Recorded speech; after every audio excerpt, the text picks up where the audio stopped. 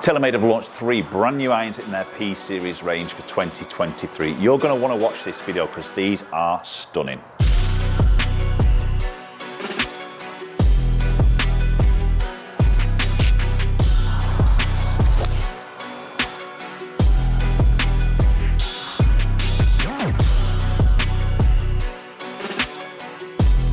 So 3 new irons from TaylorMade. We've got the P7MB, the pure muscle back. We've got the new P7MC, the sort of mid cavity, and then a new P770. Now the P790, the very, very popular one from TaylorMade, is continuing. That's not going to get updated. So we're going to focus on these 3 irons. We're going to hit all 3 of these, and these look absolutely stunning. Can't wait to get stuck in. We're going to obviously provide you with some data, my personal feedback of these irons. Right, so I can't wait because I want to kick off with this iron because as soon as I saw this, it was beautiful, and it's the P7MB, the pure muscle back. Now, TaylorMade have had a lot of influence from tour with the likes of Rory McIlroy, Colin Morikawa, in terms of how they've designed this iron, and this is quite different to the previous MB iron. First thing that really jumps out is the sole is much thinner, the head is much more compact. It's a beautiful looking thing, but when you pop that down by the golf ball, it's pretty small. You know, this is obviously for more your elite players who, you know, are going to find the middle of the club face more often than not. But a great looking golf club, very clean,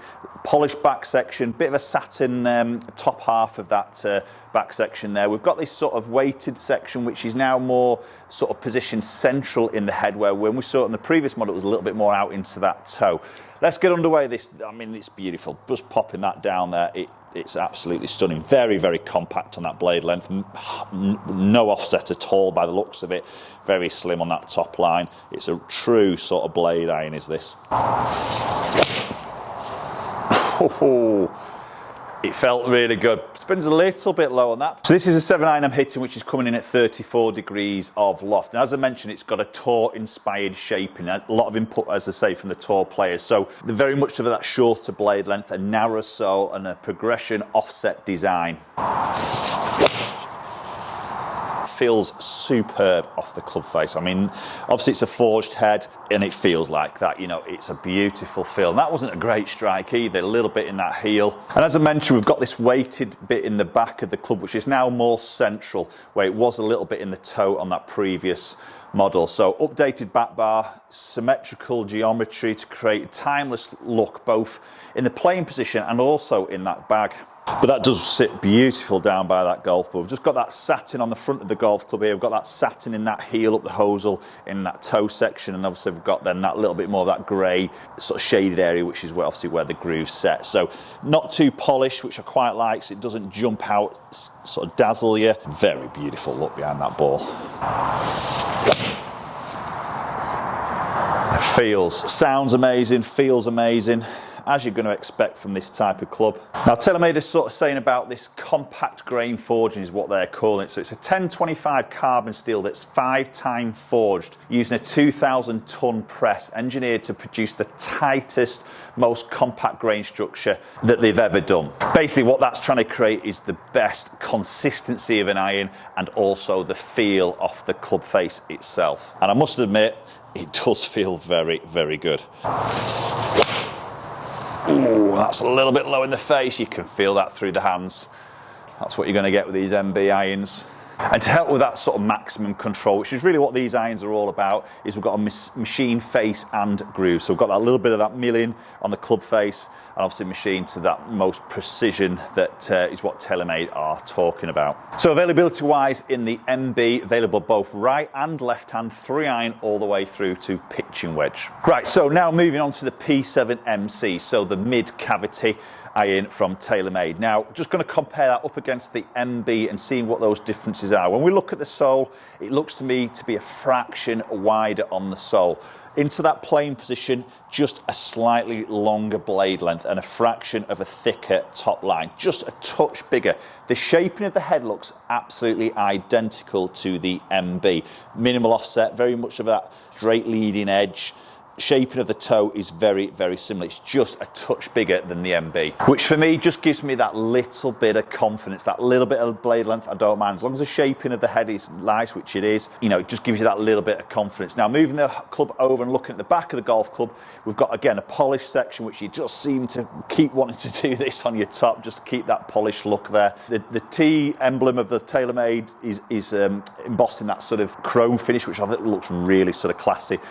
To the playing position, again, it's that satin heel and toe like we've seen with the MB, just a bit of a longer blade length, which is quite nice, to be honest. Beautiful shape yet again. 7/9, 34 degrees of loft, same as the MB.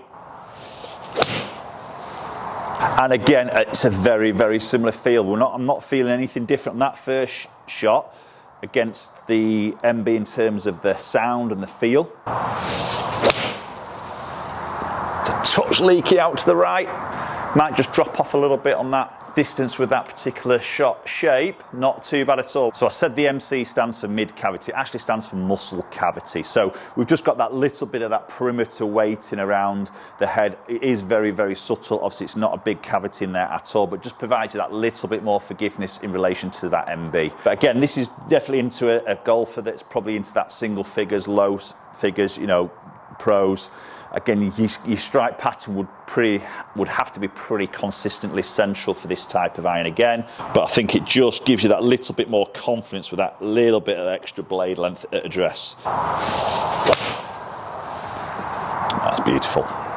Very nice ball flight. Beautiful feel, beautiful sound. Can't fault that at all. You do get that little bit of feedback, but again, the feel is just, it's just excellent.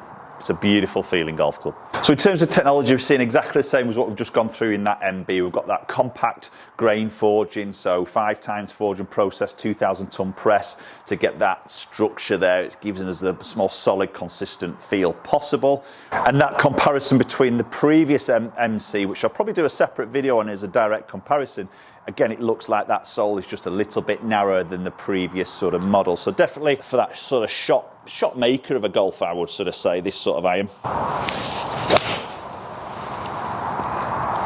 Yeah, that feels superb. That is a very, very nice iron.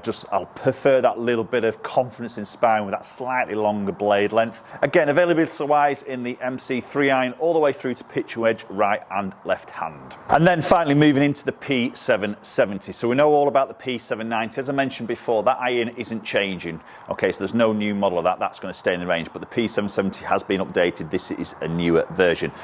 It's more of an iron, I think, that is going to be more popular just because it'll probably bridge more from that sort of single figure golfer, maybe up into that sort of mid handicap golfer in potential with this iron.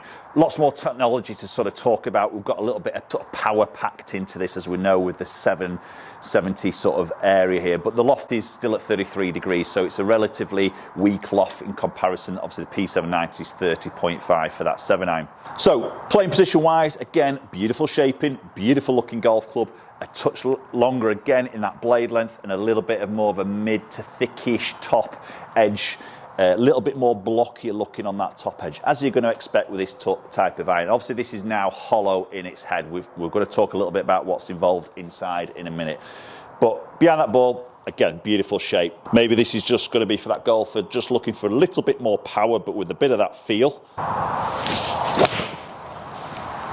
Okay, now we know this is a different construction. It's hollow, isn't it? And we can feel, or I can feel and hear a difference of that contact in comparison with those MB and that MC. A little bit more clicking. I've mentioned this in a few of my videos when we look at these hollow constructions. I know this is filled with a substance.